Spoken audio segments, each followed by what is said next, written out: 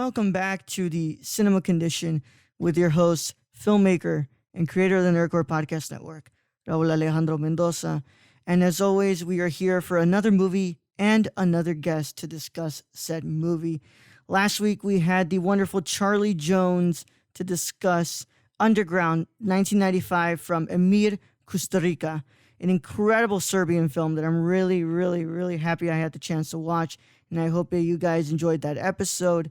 But this week we have ourselves a new guest, and I am really, really excited because 2 weeks ago we had Robert Butler III. For the second time I was able to have an episode with RB3 because I did a interview. I interviewed him for the Impaired Files before. But now we have from First Cut, one of the co-hosts of the Meaning Up podcast, and also a writer and fellow cinephile. We have ourselves Sabrina Ramirez. How are you doing? I'm doing great. I'm so excited to talk about my favorite movie of all time. Oh, yes, yes.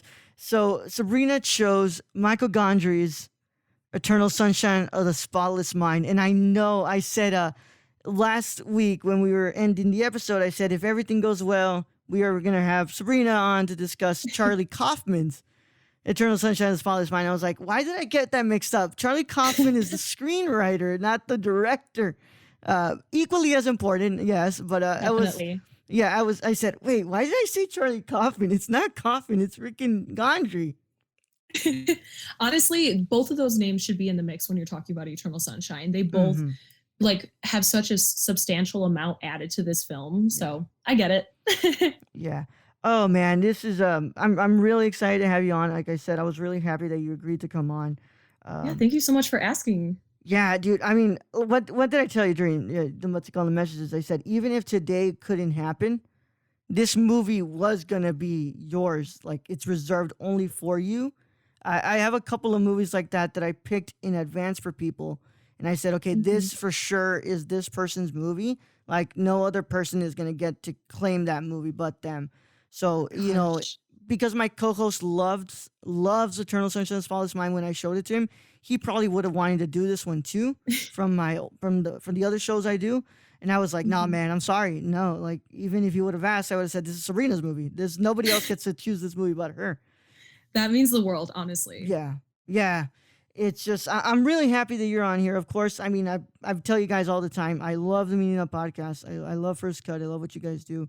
You guys are incredible people, and I've been supporting the RB3 and Andres for so long, and then when you came into the mix, it was a really nice breath of fresh air. There was a lot of cool stuff that came into the mix with you, and having a third person on that show brings in a really cool amount of opinions on film. So I was gonna say it's been really, really fun. I mean, like I'm a fan of both of them as well, and RB3 asking me to come on, like it meant the world because him and I would just, you have an incredibly intelligent man to have a conversation with at all. Like he's so passionate, loves filmmaking and everything. So him and I would grab coffee, we'd grab a drink, we'd do that, and we would just like yell at each other about movies all the time. So the fact that he thought I was good enough to be asked to come on First Cut with them, it was a huge deal for me. Yeah, no, and I've said it before, RB3 makes me blush because he always says, I might be even smarter than him and Andres about movies. And I'm like, dude, no, hold on, stop right there. I'm just a guy that has literally nothing to do with his life but watch a shit ton of movies and literally just discuss them with anybody who walks and breathes on this earth. That's just. Well, I mean, that's the best, like the biggest, most important thing. Like people who just immerse themselves into film, into the art of filmmaking, into all of that. Yeah. They have the most to say. They have the most passion. So it clearly shows with you. Yeah, you're gonna start making me blush too. So calm down. But so what's it called, Sabrina? Anything you want to tell? We've already kind of introduced you, but anything else you want to bring up that you do? I know you do cocktails and casting with Ben Goddard and all those other stuff that you do. Yeah, it's been a lot of fun. I mean, the past 8 months have been crazy. That's when I started at First Cut. So I've been doing that, again, Geeks of Color, cocktails and casting with Ben Goddard every Monday on his channel. And then also once everything is safe again, I'll be back on SEN in studio. Awesome. So that's always exciting on Thursdays. So yeah, that's basically it. You can find me on Instagram and Twitter at Sabrina X Monica. I'm just constantly posting a lot. Oh yeah. Yeah. I mean, I just I'm in that boat too. So I'm one of the the firm believers. I despise social media with Me a too. passion, but I have to be on there. Yep. The career choice that I made has me needing to be on social media, and Instagram is the only place I can actually share my photography and all that stuff that I do. So it's like, yeah, I'm always constantly watching the feed, and you're always popping up, and it's a lot of fun. But I will say the most fun that Sabrina that you can catch her on that isn't the Meeting Up podcast. It's her Twitter, because Jesus Christ, the stuff that Sabrina I posts know. makes me laugh. So, I this whole time, I'm so sorry, Sabrina, and I know we're kind of delaying talking about the Oh movie, no, it's all but good. I've been dying to talk to you for a really long time, because throughout this whole movie, I couldn't stop thinking of Kaiser from that video saying, Yep. "Homie, I love Eternal Sunshine. I'll watch that shit tonight." Oh my God, on the backstory of that really quick. Yeah. So obviously a lot of the people in the community in the space have been doing fundraising streams. Yeah. And I remember my friend Brandon Hanna, he was like, hey, would you like to be, he's like, I'm gonna have kind of rotating guests for like about 2 hours and we'll kind of see how it goes from there. Yeah. And we got on. I don't know if you know this or if anybody knows this because the video's gone because he Yeah. wanted it to be like a one-time thing. We Mhm. were on for 10 hours. Mhm.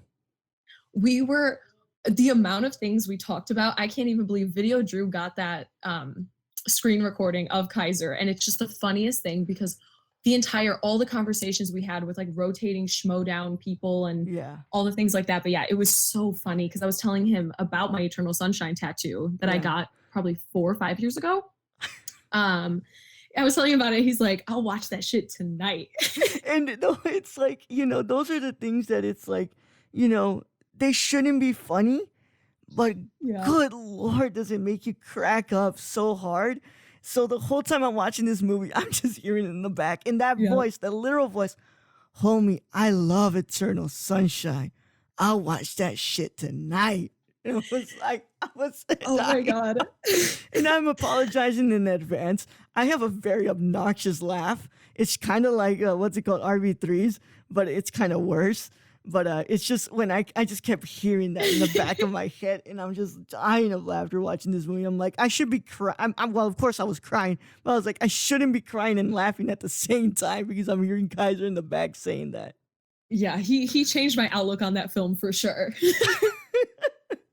Oh my god. But yes, so Sabrina chose Eternal Sunshine as Flawless Mind.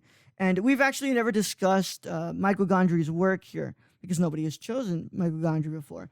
So Mhm. we got to do the thing that we always do. I'm going to go ahead and introduce you guys to the filmmaker known as Michael Gondry. Michael Gondry was born on May 8th, 1963. He's, of course, a French filmmaker, a director, and screenwriter. He was a music video director before, actually making films. He has worked with the White Stripes, Bjork, and other artists. He won an Academy Award for as one of the writers for this movie, of course. Mhm. Um, his style is very, very defined by surrealism, especially in science fiction. A lot of the images in this movie are literally David Lynch type of images.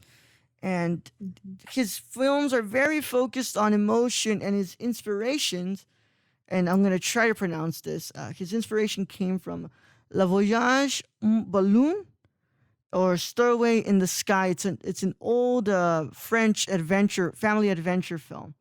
And his first movie was Human Nature in 2001, and his latest was um, Microbes and Gasoline in 2015. So that is the filmmaker Michael Gondry. And so Sabrina, obviously, you didn't pick the movie. I picked it for you. But why did you want to discuss this movie? This movie is something that I think is so incredibly special. I have seen it probably upwards of like 70 times in my life. I watched it for the first time when I was about like 10 or 11. And obviously, when you're really young, you can't fully grasp it, Mhm. but it was mesmerizing. I didn't fully understand every single thing yet, all the different special aspects of it, but I was just completely mesmerized by the narrative structure and just the story and all the cinematography and all the camera work. And like, I remember seeing the Meet Me in Montauk scene when I was young, and I was just like, wow. Like, I was like, this is the most stunning thing that I've ever seen in my entire life, and it's still stuck with me. I mean, as I said, I have Eternal Sunshine tattooed on my thigh. I think this film is just a beautiful reflection of life and love and kind of all the beautiful parts. You can never have anything that's great without also having something. Like, there's going to be bad moments and there's going to be bad parts, but that doesn't mean you need to throw it away altogether. And I love the way it deals with memory. Obviously, that's literally like the entire focus of the film. And it's just like, if you got rid of this thing that hurts because you feel like you'll be better without it, it's like your judgment's clouded. Like, you actually won't, because everything happens for a reason, and life is this beautiful, painful process, and it's also really great. So it's something, that's the reason I got the tattoo on my thigh, was because it's kind of a reminder to myself where you won't ever have the good without some of the bad. So you should never shy away from anything. You should never stop yourself from doing anything. And I really owe a lot of that mindset to this movie. So I first watched this film. So I don't really discuss this a lot. I discussed it on the main show. I haven't really brought it up on the Cinema Condition. But between 2014 and 2015, when I went to my first college, in my first year of college, of course, followed by many depressive episodes and understanding the mental illness that subsides in my brain. There was a moment where I was not studying film, and I was actually an engineer, and I've talked about this with RB3 before. And Wow. so once I gave up engineering and I went completely into film, there was a huge chunk of 2015 to 2016 that I spent watching movies and kind of just immersing myself and trying to study the film, because a lot of you who are out there who are filmmakers and are listening to this because you are working in film to an extent, some of the best way that you can understand the language of cinema, it is to watch as much movies and also read books on cinema. And I did a lot of reading and a lot of watching. And I got across to this movie because a lot of people were recommending it to me. They're like, "Oh, you should watch Eternal Sunshine." First of all, I don't know how, supportive it was to recommend me this movie during probably one of the darkest times of my life. Yeah. But it's fine. And now I do my good old depressive double feature, this and Her, back to back. Oh my God. Yeah. Yeah. 100%.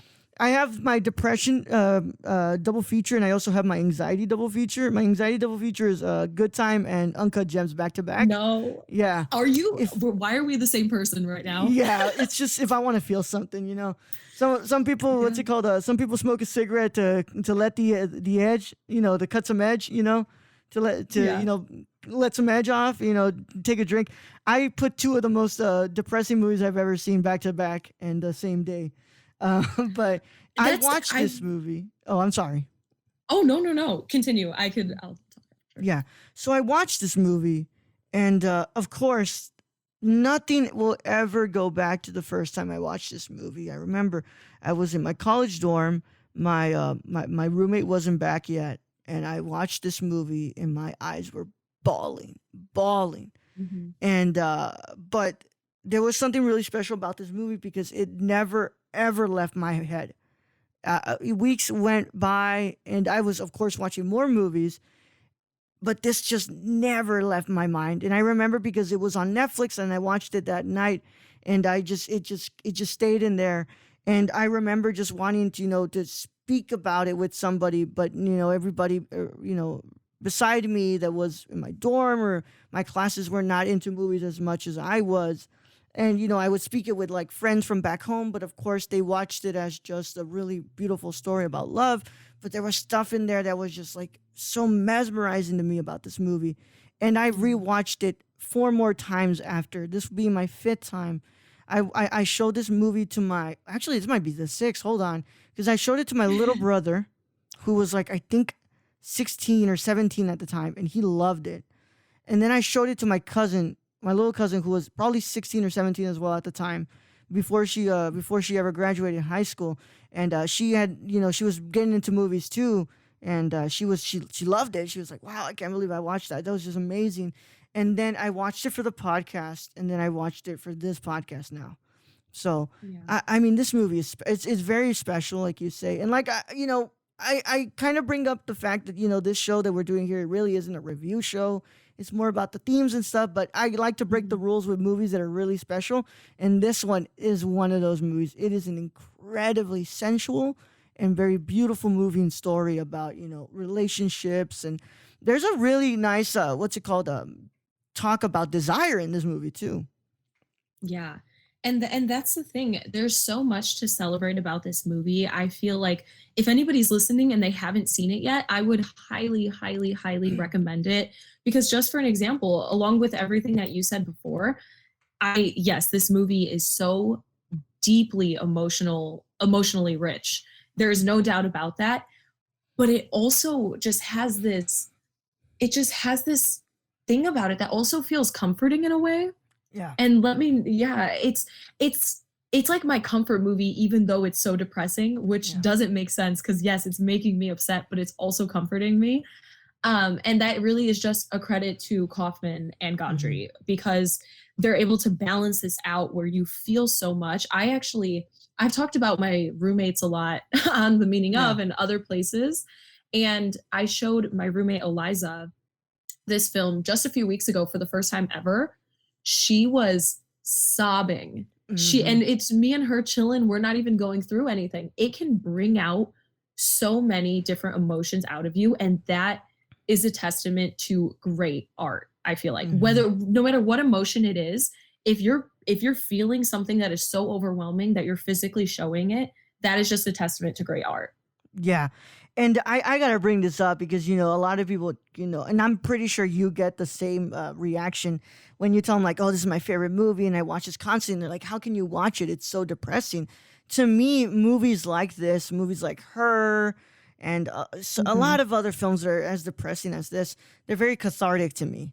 I think that there is something special when a film reminds you that there's a lot of people out there that feel the way you feel. And that person carefully crafted such a meticulously beautiful film and an art that it's very comforting. And yes, I know the whole time it is very depressing. I've watched 3-hour movies that are incredibly depressing, but throughout most of it, it didn't make me more depressed. If anything, it made me feel more connected. 100%. And I know you talked about prior in this episode, you've talked about, like mental health struggles. And I feel like we as humans can find solace in so much because I also struggle with my mental health, and we find solace in books and art and movies and people and just like all different aspects of life. Whatever it is that you love, that's where you can find solace. And we, like people like you and I, find it in a story like this because as we've said, it's comforting. It feels like a hug. Even with how sad it is, I feel so immersed and so wrapped up in this like emotion that I've talked about before on the Meaning of podcast and a few other places. I've talked about how I'm kind of like, because I'm a writer, I definitely see myself as like kind of a masochist. I don't know what it is, but a lot of the music I listen to like a ton of genres and everything, but a bulk of what I listen to most of the time, it doesn't matter what my emotion is very somber singer-songwriter, very light. I listen to Sufjan Stevens, Keaton Henson, Julian Baker. Well, yeah, I know you and I are big fans of Turnover, especially Peripheral Vision. Yes. That album is, what did I say? I remember what I said. I said, all these 4 albums hit really different during the depressive episode. And you're like, definitely in them. Yeah, because Peripheral Vision is just, all of 2015 and 16 was spent listening to that album. And it was cathartic. It really is. I find a lot of that catharsis in everything like that. So for somebody who for anybody out there who feels a certain way, I would recommend, even if you've watched this before and it maybe didn't hit at that time, maybe give it another rewatch, because it is really, really, truly something special. For us to be talking about it, I mean, 16 years later, Yeah. like that's and it's in so many conversations that I have. Clearly, everybody knows that. Mm-hmm. Um, Everybody who's watched anything I've ever done knows that I've talked about it so much. It became a thing on SEN, and yeah, it's 16 years later. My favorite movie going experience ever was watching it at the Rooftop Cinema Club in Los Angeles. Mm-hmm. Yeah, I watched it, I think almost 2 years ago, actually, on the rooftop in the middle of the city. And it's just on like a projection on the side of a building. And you would just wear headphones, you have like little comfy chairs and blankets and Mm-hmm. popcorn. And it was my favorite movie going experience of my entire life. Yeah, we have one of those here in Houston, and I've been wanting to do one of those, but the good old Corona, Yeah. good old Rona, messed that up. I remember they were showing Selena there for a while, and I was like, "Oh, I'm gonna go watch Selena," just lay down and Yeah. watch it. But no, that doesn't happen. But that didn't happen. But yeah, I mean, this it's 100% true what you're saying, and I agree with you, and I think that is what makes art like this very special. It's just the way that some of us who deal with external issues are able to kind of confide in this. And so if you're like me, my friends, and you're bipolar and you love depressive movies because they actually do bring a smile to your face, then you're not abnormal or anything. You're just like me, and we're gonna be okay. All right. So there's nothing like, so they can keep judging and say, Raul, when are you gonna watch comedies? Well, I'll watch comedies when I'm dead. When I'm dead, okay? Because I'm gonna keep wanting to cry. All right, I Yeah. want to keep crying. Masochist forever. Exactly, exactly. But yeah. So I want to, we can run through some stuff. Start actually the conversation on the film. Yeah. So for those of you who may not know Eternal Sunshine, and you're just listening because you like to support this show, and I love you very much for that. So I send my hug and my kiss for that. Uh, Eternal Sunshine is about Jim Carrey and Kate Winslet's characters who, they meet, they fall in love, and then the inevitable heartbreak comes to shove them out, and Kate Winslet's character Clementine decides to erase Jim Carrey's character Joel from her memory, which leads to Joel wanting to erase her from his memory, and the events that happen after, and they discuss a relationship that falls apart and many relationships that are happening in the background of this movie. And I guess I want to start with the whole relationship aspect of this, because there is I break it up into certain parts in this, and I have to go back to my letterbox review that I did of this, because it's probably the most perfect way I can describe the different relationships in this movie. So you have three different types of love, and there are a lot of types of love in the world. And a lot of movies like Your Name, they discuss these different types of love, and I wanted to bring up some of the ones that I think that you find in here. Let me just, I try to stall so I can Mhm. type my words in here so I can find my review, but then it just doesn't come up. But here we go. Here we go. So there's three different types of love in this film. There's the love. There's the love that you want so bad, but it can't be done. It can never happen. And that is represented by Stan and Mary, which is Mhm. Stan is Mark Ruffalo. He's played by Mark Ruffalo, and Mary is played by Kristen Dunst. And then there's Patrick and Clementine, and that is Patrick is played by Elijah Wood, and of course Clementine, Kate Winslet. Then there's the love that you had, but caused more harm than good, which is Mary and the doctor. Mhm. And then finally, the love that hurt so bad to end that you would do absolutely anything to keep trying and trying over and over again, even though you don't know whether it'll work the second, third, fourth, or fifth fucking time that you get into it. And that, of course, is Joel and Clementine. Mhm. So, what do you think about the relationships in this movie?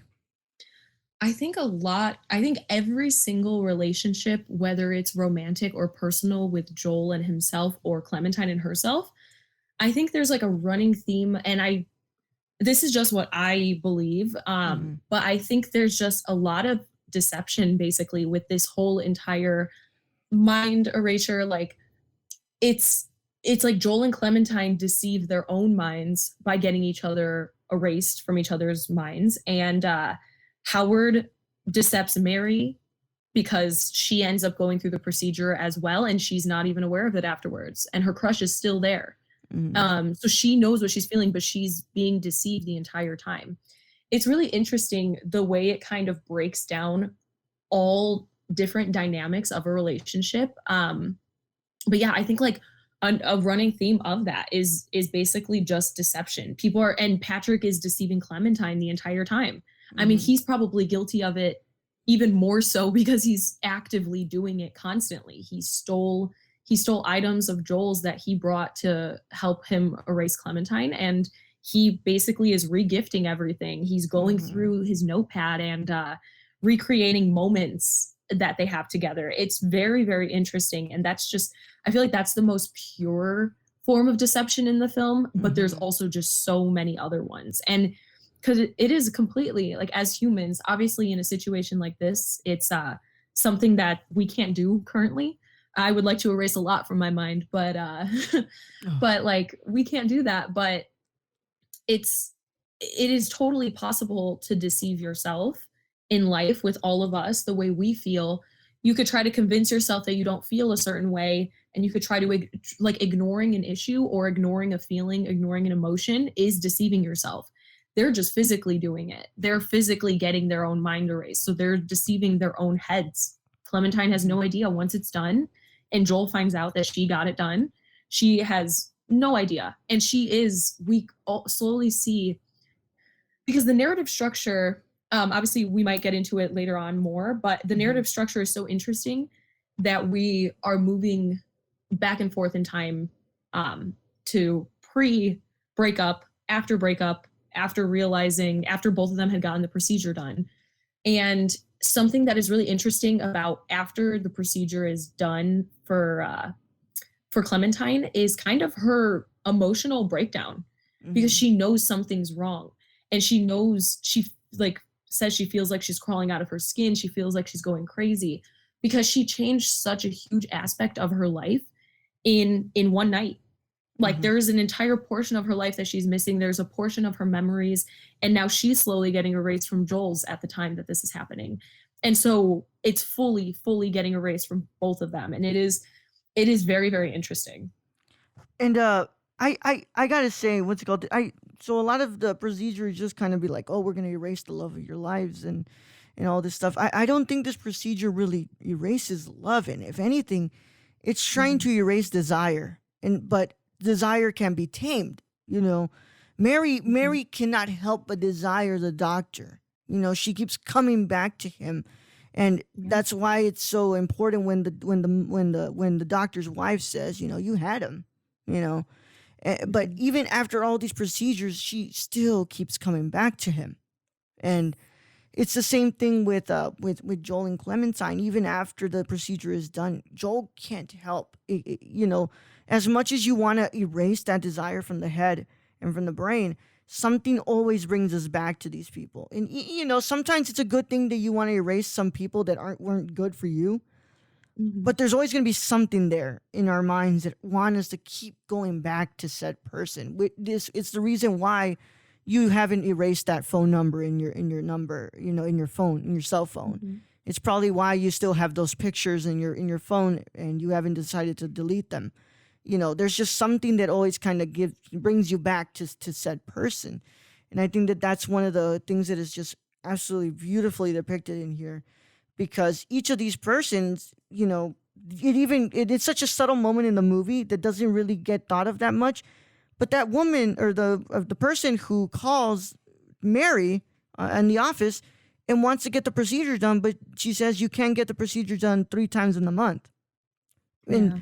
and I think that's probably one of the most subtle and beautiful moments, because it's like, how bad did this person want the other Mhm. person and love them so much, that they want to get through. They want three chances to fix, to actually, get them away from their head, but they keep coming out of it, keep snapping out of it, and wanting to come back to that person. And I think it really does talk a lot about our relationships with others, Yeah. and it's the reason why pre-Valentine's and Valentine's Day in the movie are the busiest times for them.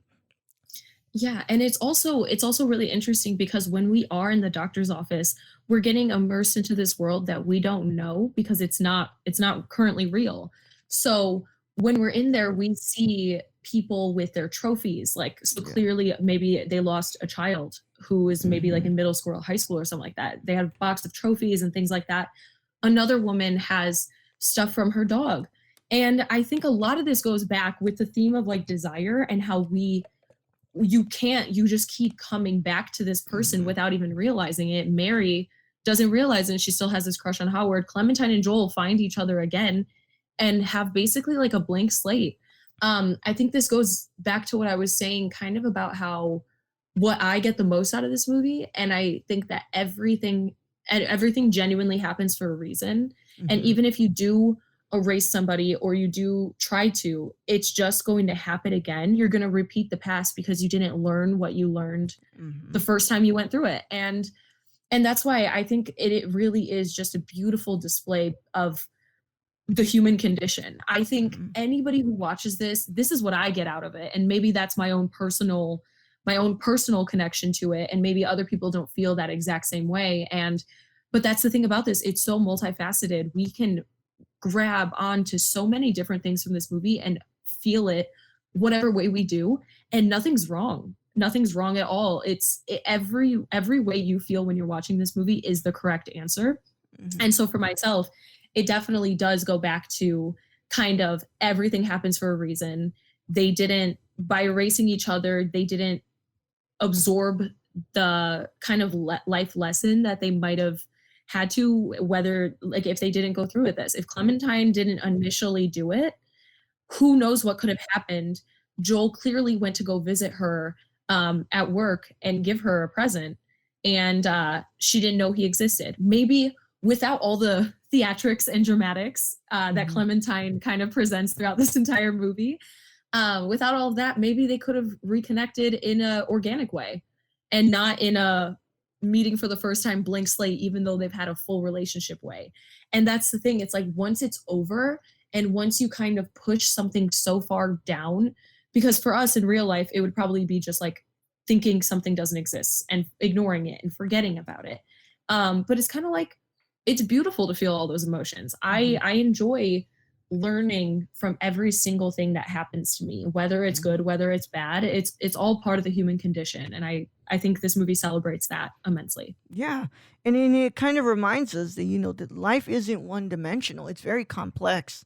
You know, Stan can't be with Mary.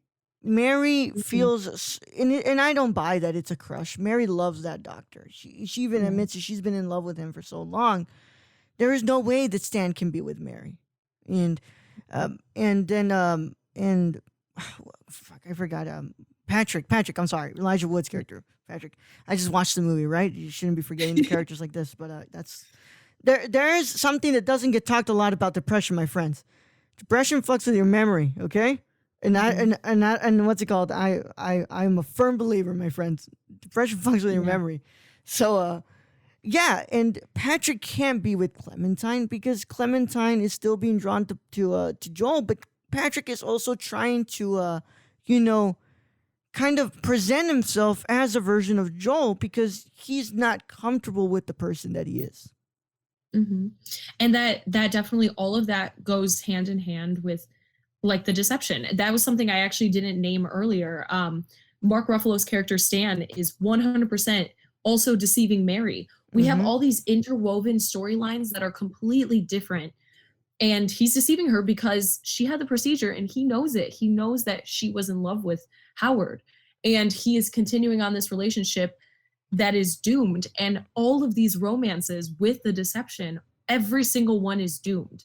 We start off the movie by being introduced to Joel and Clementine after the procedure's done on both of them. So it's doomed from the beginning because we're seeing their real relationship prior completely fall apart. And then, and same thing with everybody. With everybody, we're seeing every single person's relationship with themselves, because Mary is also, when she finds out, she's also so confused. I can't even imagine how it would feel to be deceived that strongly. And so yeah, we're watching all of them fall apart. Basically, all of them are having doomed romances. Um, it really is something that is super super interesting that they were able to interweave all these characters. That's why, like, yeah, like it, I don't blame you for forgetting Patrick's name. There's a lot of people to take into account in this Yeah. movie. There's a lot of characters that we care about every single one of them, even if they're shitty. We feel bad for Patrick Yeah. because he feels the need to become Joel basically and deceive Clementine in that way, because he doesn't think that she'll love him for the way he is, and that is sad. So all of these people have this sad doomed romance aspect to them, and we care about each one. It's yeah. Yeah, because the only time that Patrick is actually showing who he is and what, and Patrick is a creepy little fuck. I'll tell you, who Yeah. steals a woman's panties, bro? Don't. That's why that was a huge trait in the early 2000s films a lot, that men would steal the panties of the, like, no, that was a weird trope in the movies. But the only time that Patrick really shows who he is around Stan and around Mary, because he knows that Mary doesn't care about him. Mary doesn't like him. So he can be the goofy, cocky, creepy person that he is around Stan. And then with Mary comes around, he can be the annoying person that he is. But once he leaves that room and once he goes to Clementine, or Tangerine, how he calls her, Mhm. he changes himself. He's completely a different person, and he's deceiving Clementine to make her think like, you're in love with me because you were in love with Joel, and I'm trying to be Joel. Mhm.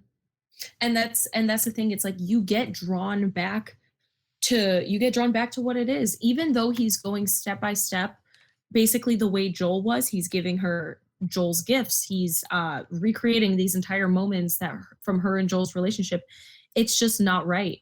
It's Mm-hmm. not the same thing. It's like what I see from this, because basically ruin a part of their brain. And I know Howard says it's on par with a night of heavy drinking, so it's not like they're like doing anything completely with like long-term effects as we know in the film, but they're ruining a part of their brain. And it's Mm-hmm. kind of like, I always, in real life, no matter what kind of relationship it is, whether it's a friendship, a romantic relationship, or even like family, Mm-hmm. I feel like I compare heartbreak to like losing like something like vital Yeah. and something important and something that you can't replace, basically. Yeah. And that's what they're all doing to themselves. And so they're physically, we feel it emotionally. Mm-hmm. Us normal people in the world that we live in today, we feel it emotionally, like we're missing something that's Mm-hmm. very vital, but they're physically doing it. They're Mm-hmm. deleting an entire portion.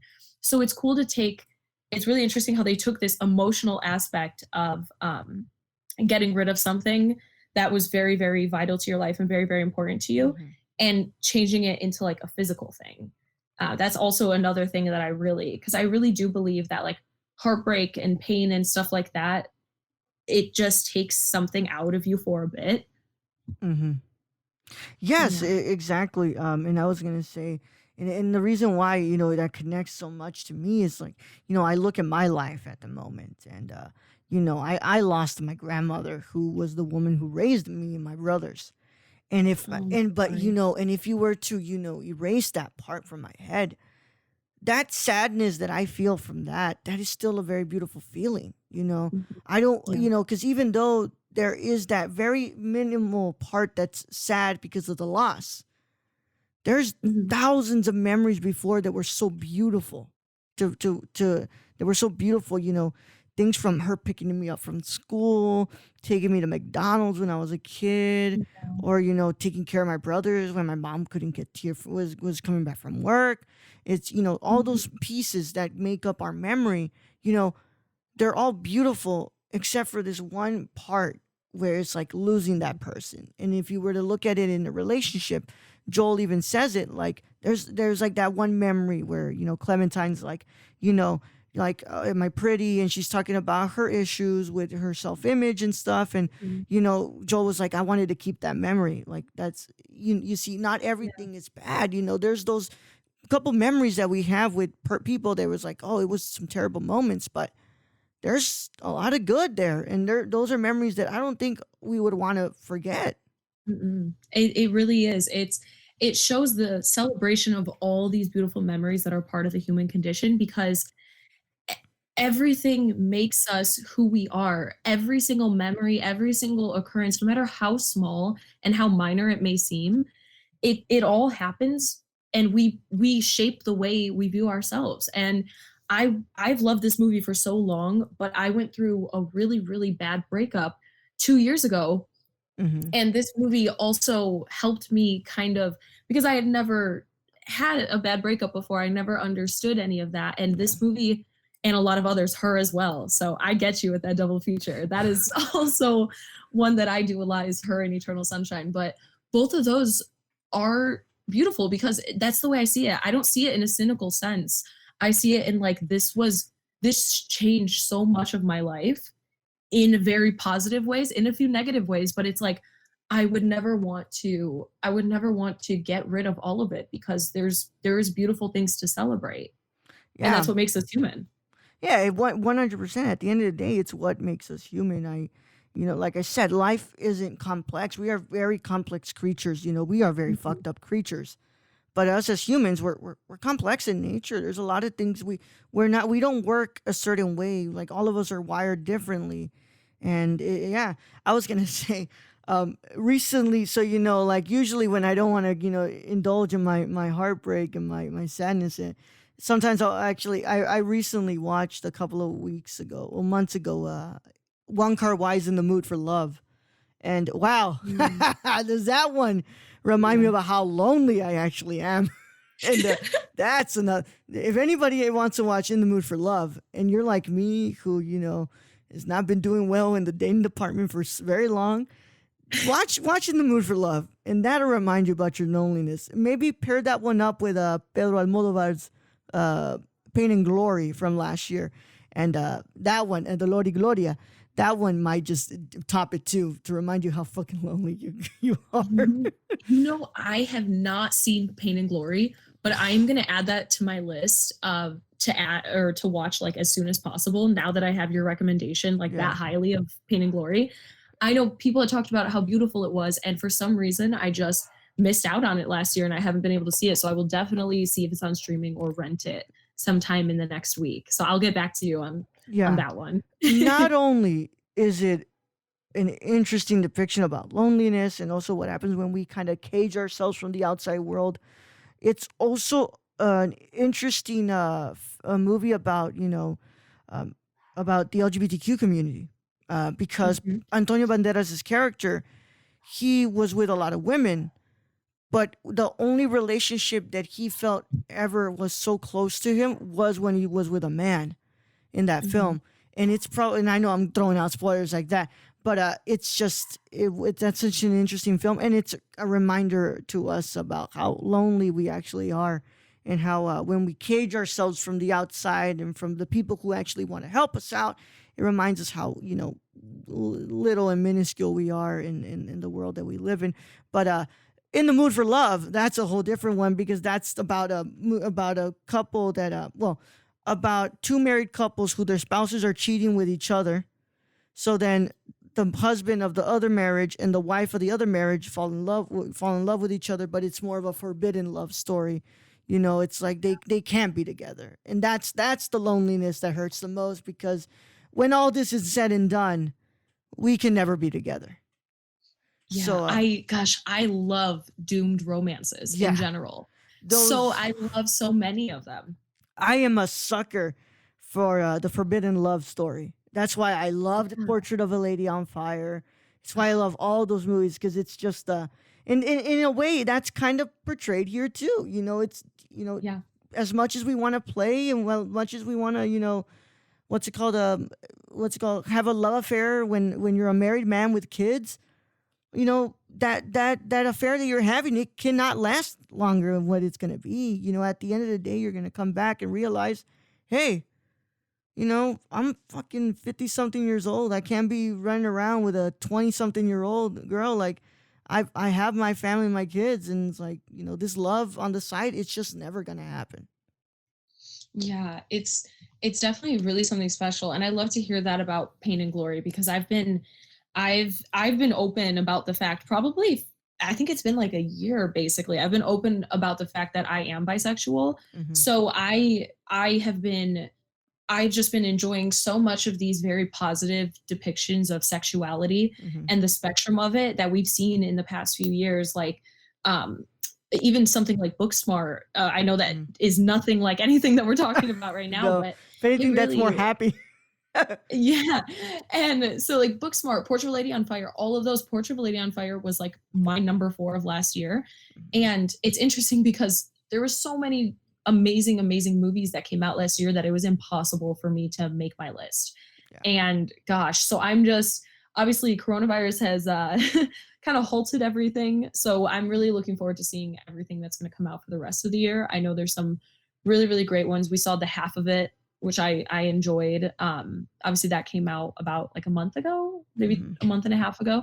So yeah, there's a lot, but something like Eternal Sunshine still just, I think, is one of the best portrayals of love and of the human condition, because of all the symbolism and all the themes and the degradation of the memories, the way it's depicted in like with the camera work and the imagery. The Meet Me in Montauk scene, I know I've mentioned it already, but with the house collapsing and which is so much. And I know this was something I really wanted to do, but a few years ago, they did, like, it might have been for the like 12th or 13th anniversary, they had a showing of Eternal Sunshine on the beach in Montauk with beds. Oh, God, that's an amazing. Wish I would be there for that. But Right? I want to say, Charlie, your if you're listening to this, your record's about to be broken. I'm sorry, Sabrina's gonna claim the new record of the longest episode. But when we come back from break, Sabrina and I will be continuing our discussion about Michael Gondry's Eternal Sunshine of the Spotless Mind. But please listen to these other ads about the different shows that are on the Nerdcore Podcast Network. So we'll be back, and stay tuned. Hey, I'm Raul Alejandro Mendoza, and this is Jabril Newton. And we are the hosts of High Flyer Radio. And finally, pro wrestling has come back to the Nerdcore podcast feed in the form of a show hosted by Jabril and I. And we talk about everything and anything in the pro wrestling world on Mondays at 3 p.m. Central Standard Time. Nothing's off limits. Whatever you guys want to talk about, it is from AEW to SmackDown to Raw to NXT. Nothing's off the table. We can talk about it. We're going to talk all about it. And if you can get it a day early, you should go to the www.patreon.com/thenerdcore and pledge to the tiers on there so you can get this show and a lot of shows days early before anybody else gets to hear it. But enough talking about it. We'll go ahead and see you there at the Squared Circle. Oh, yeah. Don't tap out. Tune in. Hey, it's Ashley from the Gamer Core. You may remember me from such episodes as Big Screen Mess, Mo Money Mo Platforms, and Brad Can Read. Tune in weekly as I blab with my co-hosts Raul the Nerdy Chicano and Brad the Random Germ about the latest news in gaming and gush over what we're playing at the moment. Oh yeah, and we got the deals too. Keep up with the latest deals in gaming and what's happening as I mediate Brad and Raul fighting like a married couple. Will Death Stranding ever come out? Will Cyberpunk 2077 live up to the hype? Is a next-gen worth a $500 console price tag? And has there ever been a movie adaptation of a video game that's been done right? It's all on the Gamer Core podcast, everywhere where podcasts are. Hey everyone, my name is Raul, the Nerdy Chicano, and I am the host of The Impaired Files. The Impaired Files is an interview show brought to you every Thursday on the Nerdcore podcast feed.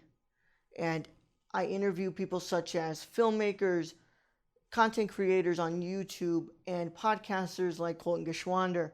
And if you want to listen to that early, a whole week early, all you got to do is go to the Patreon and pledge to the $1 tier. And if you want to listen to it with the general public, then go to the Nerdcore podcast feed on anchor.fm/the Nerdcore. and the case is closed, but it's not classified. See you guys there. Hey guys, this is Brad, aka Young Yoda. Raul said I had to make an ad, so that's what I'm doing. It's supposed to be for Unstructured, but as you guys know, you can freaking catch me everywhere when it comes to this podcast feed. You can find me on the Nerd Cores, on Gamer Cores, on Nerdy Chicanos sometimes when I get lost. But for this particular one, I want you guys to go check out Unstructured. The Raul gave me free reign to do whatever I want to do. I don't know what he was thinking. So go hear me talk about LeBron James and Taco Tuesday, vaping, so many other freaking weird topics that chimichangas, that's a good one. Shout out to Deadpool. And yeah, I guess this is the end of the ad. So if you guys want to find me, you can find me all over the place on this podcast feed. Anyways, thank you guys for listening. I love you all. And nerd up. Hello, hello, hello, guys and gals, and you're listening to The Ladies of Nerdcore. I am your host, Daniela Nunez, and along with my amazing co-host, Ashley Garcia, we discuss many things like social impact, pop culture, political realms, and any controversy surrounding the Nerdverse. Tune in and listen to us bi-weekly on the Nerdcore podcast feed, and we will love to chat and hear your thoughts on our wonderful show. And thank you again for listening to The Ladies of Nerdcore. What's up, everybody? It is me, Raul, and I'm one of the hosts of the Nerdy Chicano Show.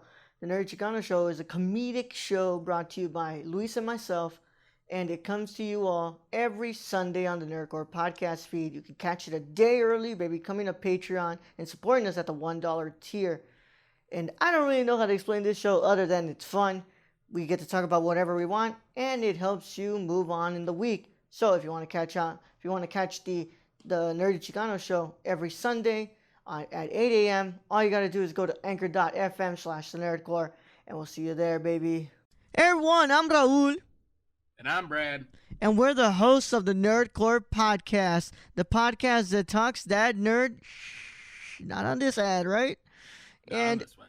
we come to you every Monday, Tuesday, and Saturday. On the Mondays, we talk the news. That's the box office, the news of the week, and your trailer talk if there is any. And on Tuesday, we have our theme review. And on Saturday, you have a Saturday morning review, usually movies that have come out in the week or anything we want to talk about. Right, Brett? Exactly. Whatever we want to talk about, this is our show. If you don't like it, then you don't have to listen. We're the flagship show, the Nerdcore Podcast feed, and we can be found everywhere you can listen to podcasts like Stitcher, Apple Podcasts. So if you want to talk that nerd stuff with us every Monday, Tuesday, and Saturday, make sure you tune in. And Brad? Young Yoda out.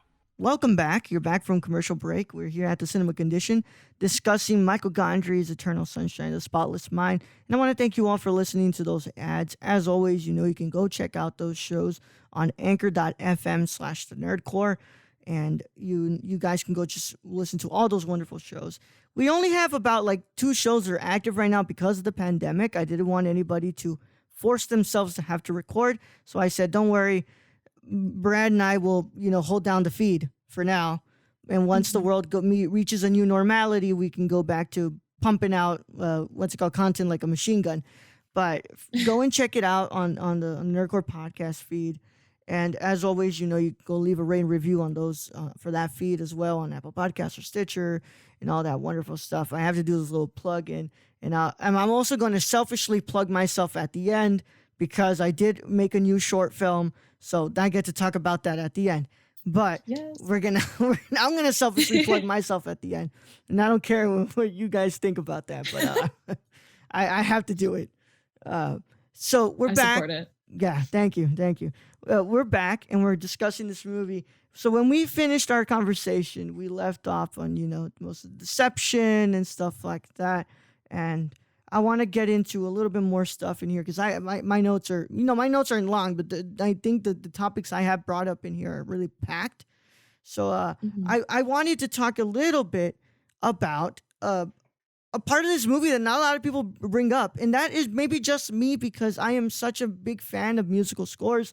Anybody who knows me, and I've sent a lot of voice messages to the meaning of, and the last one I sent was what was your favorite foreign film musical score? And of course, my favorite score of all time is Guiso Petonatore's Cinema Paradiso. It's that Beautiful. score from Ennio Morricone is it literally gets you crying the minute you hear that opening note. The minute you hear those piano keys, dun, dun, dun, it's just it gets me bawling. And that's not even my favorite movie of all time.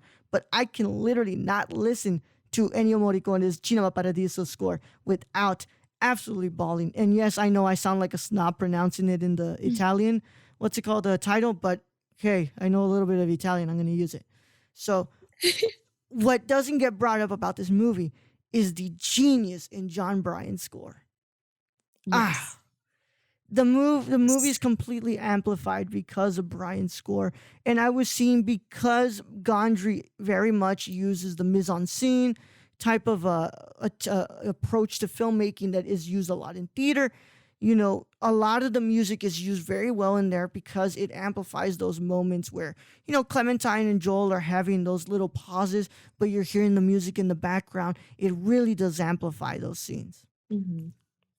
Yeah, it really is so special. First of all, John Bryan is an incredible musician, incredible performer in all different ways. Live, I was fortunate enough to accidentally see him live. He opened up for John Mulaney at a theater in Los Angeles, like two years ago. Actually, like 3 years ago that I saw John Mulaney. So I was able to see him live. But yes, his score completely elevates the entire film. And the thing about a score is that obviously we do pay attention to scores because we love film and we're so immersed into filmmaking and all the different technical aspects of it. But I think a beautiful score is one that perfectly supplements a film, and you're not fully aware of it. It's just something that's happening to you. It's just you're just absorbing it, and it's creating this entire atmosphere. It's creating this entire kind of, I hate to use the word, but like vibe. Yeah. I don't know why that was it is, and this one is absolutely, I was like, I don't know about that, but Yeah. no, it's fine. It's the word you can use. Don't worry about it. Yeah. I was like, the vibes, guys. It really does supplement this film so well. It complements everything that we're seeing on screen, everything that we're feeling, the entire, what I was saying earlier, from like the physical reaction we get from this film, whether it's just crying or just being physically like upset clearly on the outside from watching this, or even happy in the happier moments. A lot of that also has to do with John Bryan's score. It's so like whimsical and subtle at the same time. I don't know, because I don't want to say whimsical like it's this big kind of feat. It's like a subtle whimsy kind of. Well, and yeah. Well, yeah, because you have those moments where Joel's going back to his childhood, right? And it has to be whimsical because it reminds us of a time when we're so innocent that it's once again, it's just the genius of this movie. You know, Gondry and Kaufman are doing something amazing here because they're dropping in these very subtle lines that are actually filled with so much profound and prolific sense to it. Like when what's it called? When Jim Carrey's like, you know, I can't believe I want this so bad. Like, you know, when he's a kid and he's like, he wants the attention of his mom. And it's like, it goes back to that intuitive, you know, primal thing about us, that us humans, we crave attention. We crave, we crave love. And when we can't get that, it physically does something to us. It emotionally does something to us. And when you're depicting those moments of childhood, you need to have that whimsy, innocent type of vibe to it. Definitely. And that's the thing. It's like all the films that John Bryan has been a part of. I mean, he has this understanding. I have a few friends who do scores for films, and you have to have just a deep understanding of like all the emotions going into it. Because even we see when he does something like Lady Bird, it is different from Eternal Sunshine of the Spotless Mind, but it just complements the film so well. There's something so deep into music, and that's why we love it so much, that it brings these feelings, it brings these emotions. That's why we listen to whatever we do. If you're at the gym, you listen to something that's like pump up music, or if you're like me, you still listen to sad music and you cry. Who knows? But I'm in that club. I'm in that club. Yeah. But it just brings out this like visceral like sense out of yourself, and so he does that so well with every single film he's done. But yes, it's exceptional for Eternal Sunshine. Even when they're meeting each other on the train for what we think is the first time when you're initially watching the film, it gives you a sense of kind of where this is going, where this is headed. It's like unknowing, and it's kind of like new and fresh and something like profound, and we get all of that from the score as well. You could just listen to the score and you can understand everything that's going on in the scene. I mean, we see it in also something like Her as well, like with that score and with the music involved. And so that's a testament to really, really great understanding of kind of like all the, I don't know the word, but like in music, just what it can bring out of people, like those visceral feelings and emotions without realizing it. That's what a great score does. It complements a film completely. It brings all those feelings to the forefront. Without a score, I've seen movie scenes without scores, and they still can be great, but a great score elevates it to a level that makes us just constantly want to rewatch that scene over and over again, along with everything beautiful that's happening on screen. What's coming into our ears and being absorbed by like our minds is a lot of that score for sure. It is something else. It is definitely something that's not talked about enough, because it is so great. And it's not just even the score, but also like there's that moment when the breakup happens and Joel's coming back, and you have a Beck's song in the back. And one of the first parts about this movie that actually stood out to me was because they used that song from Beck. I was like, because I'm a fan of Beck. I was like, oh crap, that's Beck. And you just hear everybody's gonna learn sometime, and it's like it's just so beautifully done. And once again, I mean, that is what's it called, Gondry's, work with music videos, knowing when to use those music and that and all that stuff. But Brian's score goes so underappreciated in this. It's beautiful that you bring up Lady Bird, because when I first watched that movie, I bawled too because of Brian's score. Yeah, it really, and it's like that's what it is supposed to do. Those are the emotions that we're supposed to feel, and we're supposed to absorb everything. So we get all these different, what we're seeing with our eyes, and like what we're hearing with our ears, and like everything. You're getting all the different senses like all at once, and that's why we get this reaction. It really, really is something great, and it makes like I love scores too. And like one of my other favorites of like recent years is like Johan Johansson. Yeah. The one he did for The Theory of Everything, I think is something ethereal and magical. Yeah. And it, oh my gosh, does that elevate the movie? So it's the same thing with this one. It's just something that you can listen to it and you can feel everything that you're feeling in the movie as well. And yeah, because we talk about a lot on the meaning of all the other, because we have RB3, who is obviously a director, editor, all of that. And then we have Andres, who works in production. And then me, I'm a writer. So we have all these different outlooks. And I've learned so much talking to them about everything, because I've always had like a pretty good knowledge of it. But it goes even deeper when you experience it from people who really, really focus on one technical aspect. And with the friends that I have that do scores, it is so beautiful to focus on all these different things, the editing, the cinematography, so much that goes into everything that we're seeing and makes it successful. The Eternal Sunshine of the Spotless Mind, it succeeds at doing exactly what it wants to do, because everything in the background, all the technical aspects, everybody who is managing it came together and formed a symbiotic relationship where they knew it's like they all had like one mind, and they clearly worked together. Because you could see from films that we kind of don't celebrate as much, you could see where maybe people had different takes on certain things and it just doesn't work. This is something where it flows so smoothly, even with how like that narrative structure, how it jumps back and forth. I know I've mentioned this already, but the way it jumps back and forth, I know maybe the first time you watch it, the first half of it can maybe be confusing for a second, but once you get to the point that you need to get, you understand it. And then when you watch it later on, it's Mhm. not confusing at all. You're supposed to be, it's like when we start the film, we are just as confused as Joel and Clementine are Exactly. when they're initially meeting each other. Mhm. And so great art manipulates you. It manipulates your emotions, it manipulates your feelings, it manipulates the way you're perceiving everything. And it does so completely. We are 100% wholly immersed in their experience. So we're feeling the exact same thing that they are. We're starting it and we're a little confused and we're like, what is happening? Because there's something that we're missing as an audience, a piece, when we cut to Joel crying in the car and we're like, what happened? Like, what is going on here? What friggin' happened? And it is something so beautiful that we get to be immersed in these worlds, in these stories, and in these characters. It just, and it is compliments to everything that happens technically behind the scenes. Exactly.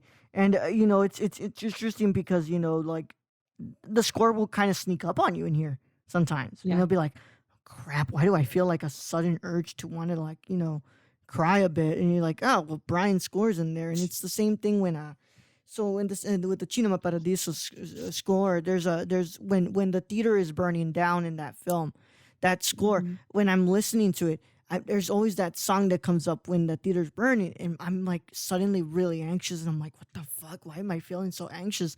And I'll be just in be in my room just listening to it. I'm like, oh great, yeah, it's that song that plays when the theater's burning. So I'm just picturing a little kid trying to bring down a heavy old man from the projection booth. So yeah, it's just it's what sadly the what's it called, not a lot of people bring up Brian's score, and I wanted to bring it up in here because it does really Yeah. amplify it. You know, like you said, what's it called?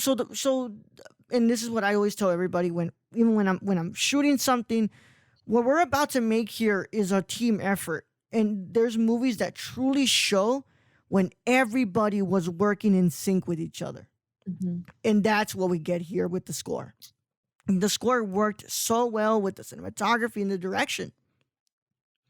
100%. It really, really did. And another, just to name something that blew me away by the score and the sound design and everything was Uncut Gems, obviously.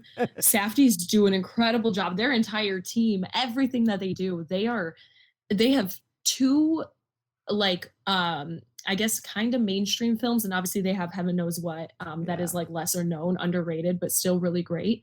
But with their two more mainstream films with like big name actors, they have cemented themselves as just filmmakers who have a deep understanding of everything Mhm. that goes to be involved with filmmaking. And I know they have a heavy hand in a lot of the technical aspects. Mhm. And it's cool to see a situation where every people all have Eternal Sunshine where they have different roles. I know one of the Safdie brothers helps mix and do the sound design and do all of Mhm. that kind of stuff and the score as well.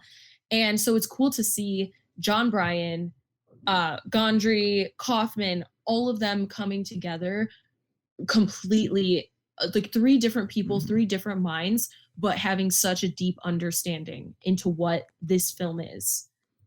Yep. I 100% agree with you. I can't really say more out of that, but yeah, no, I completely agree with you, and yeah, it's just it's amazing. I mean, I really have I'm at loss for words already. I really can't say much that wasn't already said Yeah. about the score.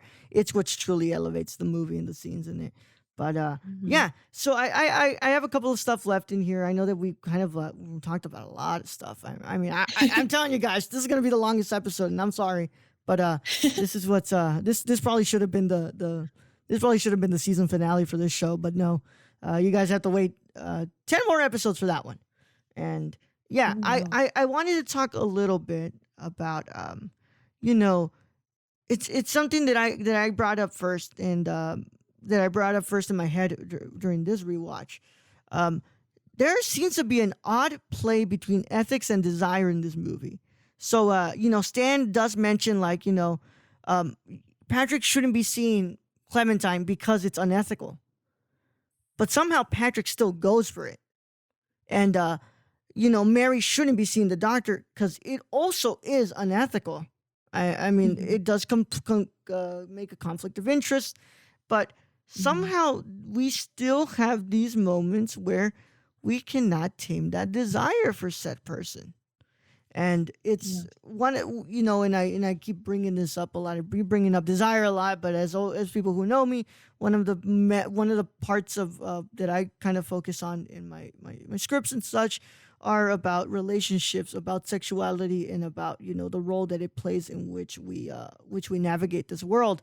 And part of that is in here in this movie with the way that some of these characters initially desire these other characters.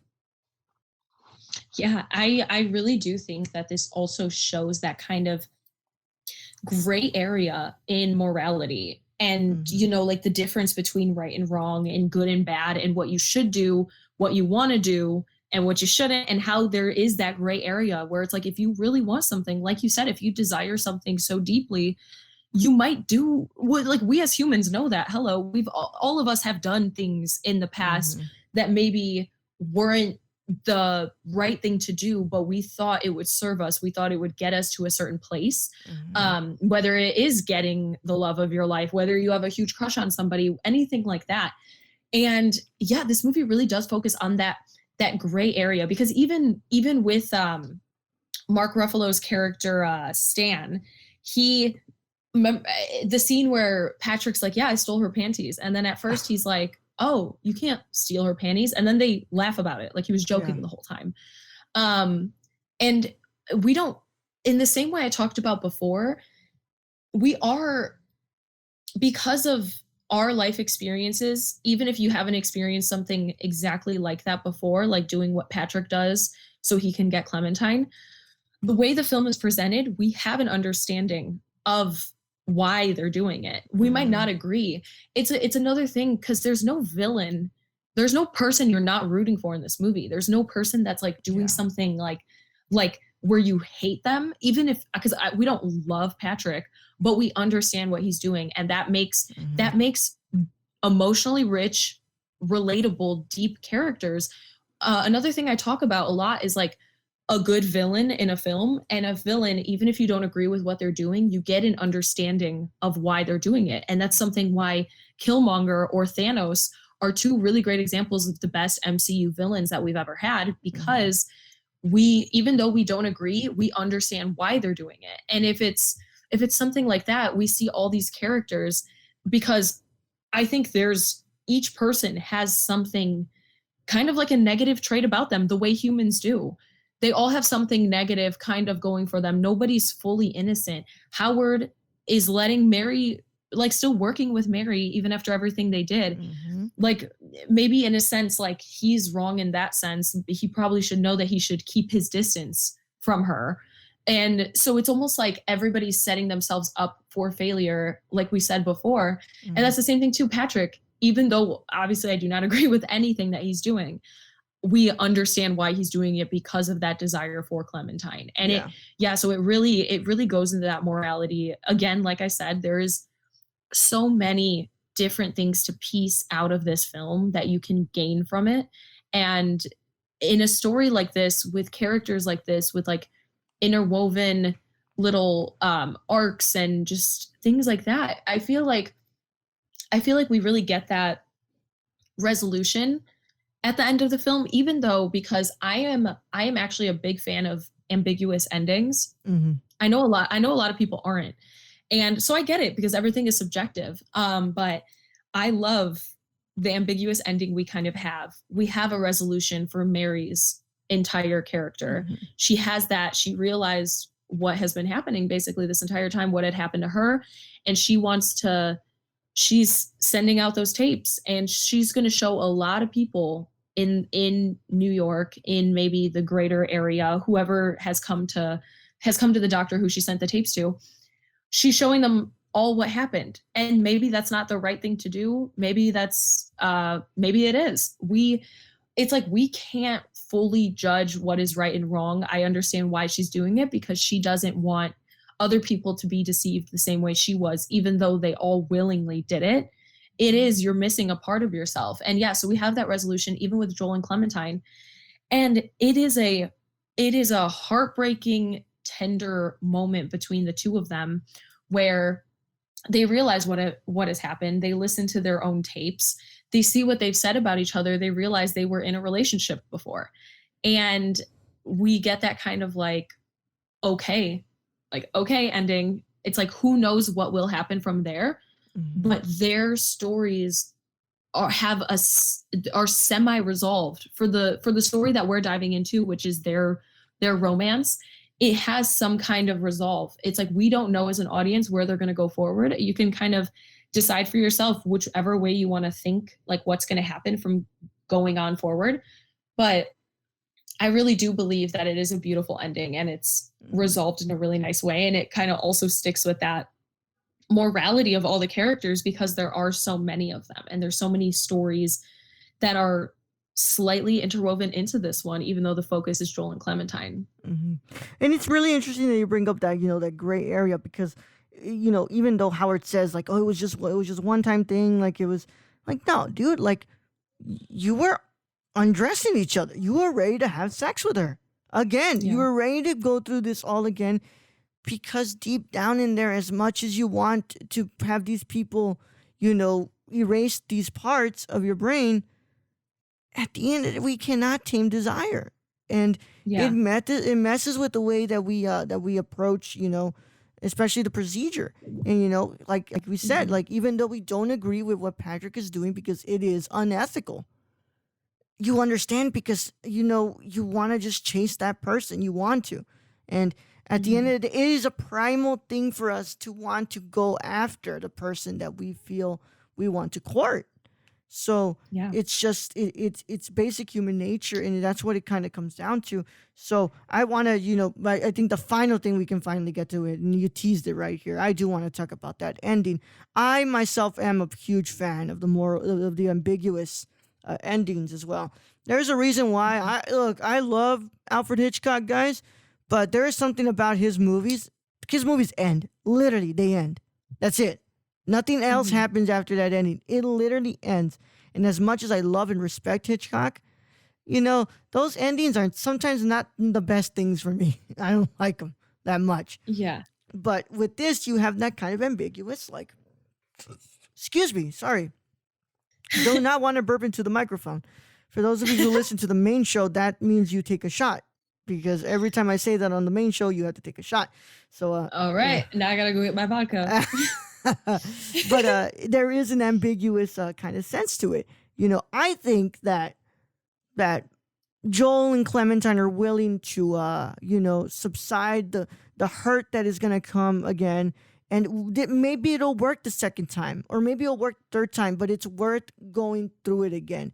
It's worth trying to find something to fix what was wrong the first or second time.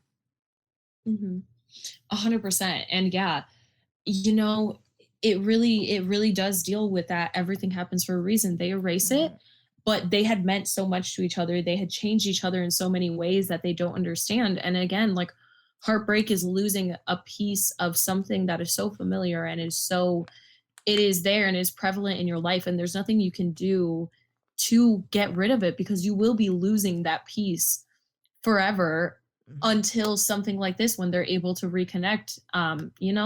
They met in Montauk. And another really great thing, oh my gosh, that is, I am just thinking about it and just talking about this movie, because last time I saw it was a few weeks ago, but I've seen it so many times. So those performances from every single person, they just drive this film home. Every single actor, even Elijah Wood. I mean, it's another. We get that. We get everything we're supposed to feel about Patrick. We get it from him. But the reason why the ending works as well as it does, again, for people who like ambiguous endings, or maybe for people who don't but can respect this ending, is because of their performances. They genuinely they are just so okay. Jim Carrey, it's something. He is something else when he's doing a role like this. He's very talented in everything that he does, but something like this is just, it is one of those, the way I see it is like once in a lifetime kind of performances, because it's not something that we get out of him often. Kate Winslet completely does stuff in the similar vein as this and in all different aspects, and she just continually knocks it out of the park. Yeah. But this is something from a guy who like has always been like comedic, and we get elements of that within the film, and that also works because it also makes him human. It makes her human because Kate can knock out anything. But the fact that he is able with his eyes to convey everything that he does and give such a great performance. Same thing with her, but of course, like Kate Winslet is just amazing in everything. I can't even say, it's like I'm literally speechless because there's nothing I could say about these two performances and everybody else in the film besides the fact that they are flawless. Performance wise, nobody can complain about their acting in this film. It is something else, and it helps wrap it up because the way they look at each other, the way that final scene, it is so deeply moving. It really, really is. And we, again, with the score and everything, we feel their resolution that is still very confused. It is very muddled. They have no idea where they're going to go going forward. They're like, okay, all right, well, let's see. This movie is completely, I mean, we have celebrated all the different aspects of this film. Yeah. So I can't even say the performances drive this movie because everything drives this film. This film has everything going for it in all different technical aspects, every which way imaginable. But again, if there wasn't great performances, even with everything else behind the scenes working out, we wouldn't get that same experience that we do with this film. And so I have to give a quick shout out to those a long shout out because I just rambled on, but a long shout out to how great they are, and still to this day, two of my favorite performances in film ever. Yeah, it is Jim Carrey's best performance, hands freaking down. And if you guys do want to learn more about the way that Carrey works, I really, really recommend Jim and Andy: The Great Beyond on Netflix. That documentary is a crazy descent into how the mind of Jim Carrey works when he's taking on these roles. And it's true because I look at this movie and you see how damn depressed Joel is, and you're like, God, Carrey is absolutely hitting it out of the park with this. It's beautiful what he's doing with this. And Kate Winslet too is just like, even those little moments, like when she's so sporadic, or just, those simple moments of her checking her ass in the mirror to see the bruise, and she's like, it's just so believable. It's so believable. It's like, exactly, that's how that person would react. And it's beautiful. It's beautiful to see it just so well performed like that. So that ending to me, it's beautiful. It's a very comforting ending. It's not the happy, go off into the sunset, we're gonna get married and stuff. No, it's not. It's the actual approach that is life. It's sometimes things will not work, and it's gonna do us better because of it, because everything does happen for a reason, and we might want to try at it again. And there's and I feel like us as us in life, we have listened to people constantly saying like, oh, if it didn't work one or two times, why are you going to try it the third time? But unless the relationship was a terrible relationship where it was abusive and such, like, it's best to not get back into that. But like, if it was worth trying again, it's worth trying again. Yeah, and that's another thing, is that the only two people who understand what happens and how to move going forward are the two people in the relationship. So in this case, Clementine and Joel. If they decide to go forward with that, it is completely on them, because they're the only people that understand their relationship the way that they do. We got a glimpse into their relationship as an audience, but which I guess in the ending too, they also get a glimpse into their own past relationship because they don't remember it. They just have the tapes. But if they could see that and they could think that it's worth trying again, and then go for it. I think both of them as characters complement each other so well. We have Joel, who is more reserved. He seems to just be like, more reserved, more serious. And we have Clementine, who is pretty manic. I mean, she is classified, which I disagree with this, because I think the term manic pixie dream girl is not great. But like, people see her sometimes as a manic pixie dream girl who kind of takes this more serious man and brings him happiness. So in that sense, yes, I get the term used for her, but she explains it herself in the film. She's like, I'm not a concept. I'm fucked up, and I'm just a fucked up girl looking for my own peace of mind. Like, don't assign me yours. So she literally knocks down the entire concept of a manic pixie dream girl in her dialogue in the movie, and people still decide to call her a manic pixie dream girl sometimes, which is absolutely insane, but whatever. Yeah.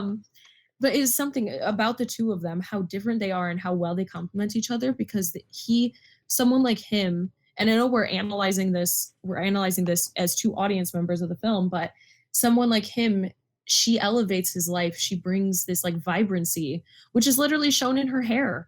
Her hair is so vibrant, and it's used as a really great tool to kind of understand their relationship and understand the timeline of the film even. So we get that vibrancy, literally her outfits and her hair and her style and her way of going about life is that vibrancy that maybe he lacks, because in the scenes with him, he has very, very like muted colors. He's very plain, and that's not a bad thing at all.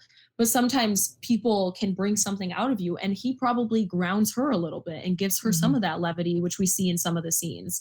And so their relationship is something that I think it's just a beautiful display of genuine, like, just love for a person. And so from the two performances, from the characters, the way they're fleshed out within the film, the way we see them grow and change and evolve, which is shown literally symbolically in Clementine's hair, I think that ending wraps it up just absolutely stunning.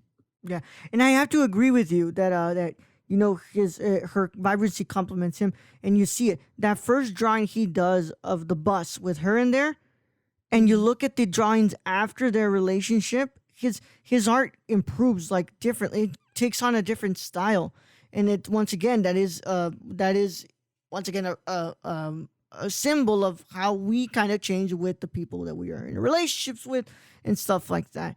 But yeah, look, we've really gone through this whole movie. We got to the we really did get to the end of it. We kind of just dug and dug and dug and dug. But this is what this show is about. It's this like this is about a long form over analysis of this movie. And yeah, I wanted to ask if there was anything else that you wanted to bring up that we didn't get to bring up, because I forgot to talk about the visuals when they're in the dreams and how the faces have the faces would have no eyes and stuff, and that 100% that is surrealism. Those are David Lynch type of images, and it reminds me a lot of Eraserhead and Mulholland Drive and all those films. And you know, it's incredible the way that Gondry kind of stylizes it by taking those surrealist aspects.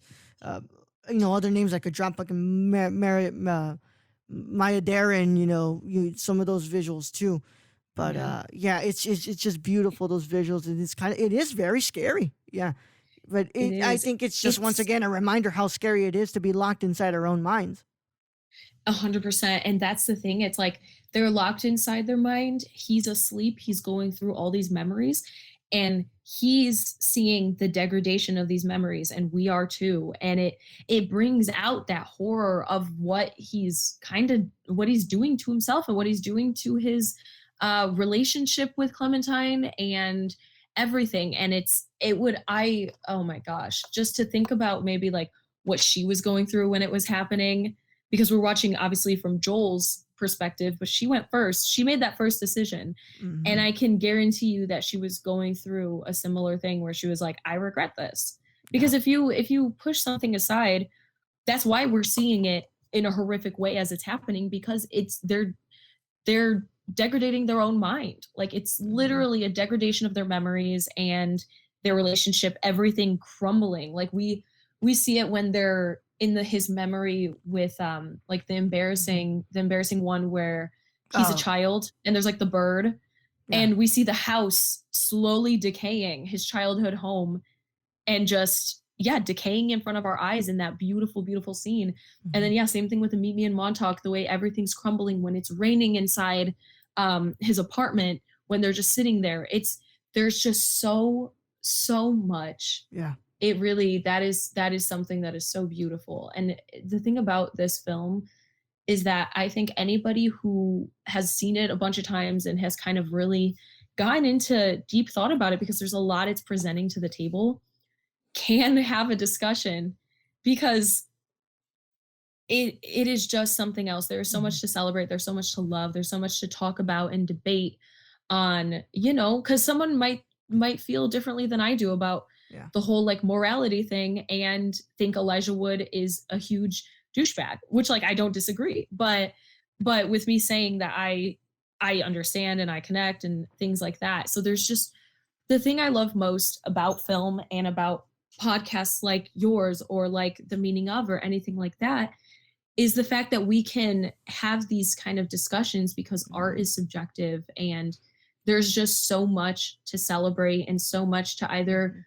love or dislike sometimes. And it's like the passion behind all of this, the passion of the people working behind the scenes to create this piece of art that we're celebrating 16 years later, and I'll continue to celebrate for the rest of my life. And yeah, But so that much. is the beauty of cinema, my friends. I mean, that Yeah. is the beauty of it. What you might think is the message of the movie is very different. It is why I once again I voiced my love of Gaspar Noé and his films, because I think that they are genius movies that are overlooked and people kind of just take it for the surface.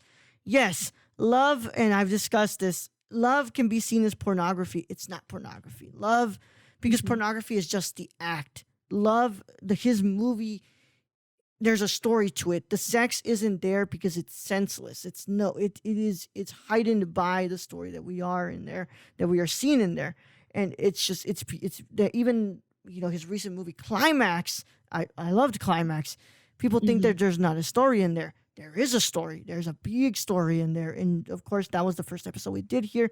And you guys can go listen to that, because there's a big story about, how people can sometimes act like, okay, we're teammates, but then once we're not together, we talk shit about each other and how we actually don't like each other and stuff. So it's just, that's the beauty of the world that is cinema. And it's what makes it such a great place to work with. And that is why I had so much fun discussing this movie with you. But we have Thank you. reached the end of it. And that is our long, really long conversation, but we're almost done here, because there's a lot more to discuss. There's a lot more to do, because now we transfer onto the hot seat, my friend. Oh my God. Yes. So, Sabrina, our conversation was amazing. But Thank you. there I had a blast. Oh God, you're definitely getting bumped up to 2 slots, maybe even 3 next season. So, Yes. Yeah, you might just get the 3 slots. I only gave 3 to 4 slots to certain people, and there were people who I could hold it down with. Dude, you held it down more than I expected. So I feel like you and I could just host the show ourselves there, because I already knew you were amazing, but Jesus Christ, were you on the Thank ball you. today? So Sabrina, every guest on the Cinema Condition has to recommend one movie, and also you get your chance to call dibs on one movie for season 2, which will be returning, my friends. We will be returning for season 2 in December, and then we'll see where we end after that. But what is the one movie you recommend people go watch, other than this movie, of course? Yeah. I have so many movies I want to recommend, but something that had just come out and has hit me in a way that a movie hasn't hit me in a while, in a lot of different aspects, and I could briefly talk about it, is The King of Staten Island with Pete Davidson, Judd Apatow's film. I think it is the most beautiful portrayal of kind of like grief, mental illness, trauma that I've seen in a long time, and I think a lot of people can relate to in a lot of different ways. And they deal with this in such a humorous, relatable way with I'm a huge fan of dark humor. And so I think anybody who is also a fan of like dark humor, things like that, can find something out of this film to enjoy for sure. I think it is really, really stunning, and I understand the main character so much, and it just like this movie was another one that I just watched. I've seen it 3 times, and it just came out on a few days ago. So this is oh my gosh, I could watch it over and over, and I could watch it right now if I wanted to, or well, I do want to if I had time. And so yeah, I highly, highly recommend The King of Staten Island. Mm-hmm. No, I need to watch that soon. I did see your Yes. tweets and I was like, oh crap. It made me really want to look forward to the review you're gonna do soon. So I can't Mhm. wait to watch it, and because I'm a big fan of Apatow. I think Apatow is one of the only people who can actually make me laugh, Yeah. which is surprising because a lot of people think I don't watch comedies. But yeah, I'm a big fan of what's it called, Apatow's work. So I can't wait to It's see that int- movie. yeah, it's interesting also because I think Apatow is very special in the way he kind of dissects relationships within his comedies. Hmm. We have something like Trainwreck, which like not everybody has to love the movie. I actually put in my top 10 of the last decade, which is insane. Yeah, I I had to remember. put it in there. Mhm. Yeah. I had to put it in there because he dissects so like familial relationships, personal relationships, Amy Schumer with herself in the film, her sister, her relationship with Bill Hader, and that's the same thing he does in this film. I don't want to spoil anything at all, Mhm. so I'm leaving that up to you guys to watch, but he does a very similar thing in this one where he's just dissecting personal relationships in a very vulnerable and authentic way. It's something special. All right, and now, who are you about to disappoint, Sabrina? Who are you about to piss off because you claimed a movie before they claimed it? What is your pick for season 2 of The Cinema Condition? My pick, it was always at the front of my mind. This is one of my favorite underrated movies of the last decade. It made it onto my top 10. I picked Short Term 12. Oh, I just pissed off somebody for sure. Dude, you Yeah. just pissed off somebody I know bad.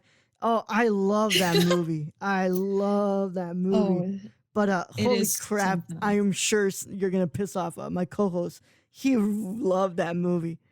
Wait, doesn't he also like Eternal Sunshine? Yeah, so you pissed him off Oh twice my now. gosh. But he was really happy that I was able to get you on the show because he also likes what's it called, you guys over there at First Cut.